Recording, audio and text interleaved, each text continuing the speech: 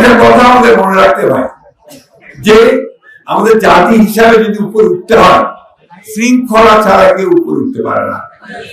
এখন একটা বড় সংকট দেখা দিয়েছে না, তেল নাই, যুদ্ধ লাগছে আপনার যে ইরান আর আমেরিকা ইসরায়েলে, তেলের সাপ্লাই কম। এরপর হঠাৎ দেখা গেল যে আমার ঠাকুর গাছে একটা পেট্রোল পাম্প ভাঙে দিলে, ছোড়া ভাঙে দিলে, কেন জমাকে কি করছে দিবা চায় না নাকি? তো ভাই তুমি পাম্পটা ভাঙলা কেন?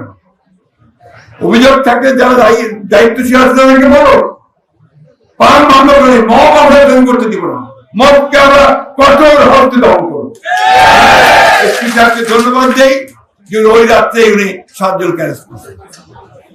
এটা সবাই সাবধান থাকবেন, কোথাও গায়ের জোরে আইনের বাইরে গিয়ে কোনো কাজ করবেন না, এটা আমরা হতে দেব না। এটা মাথায় রাখবেন।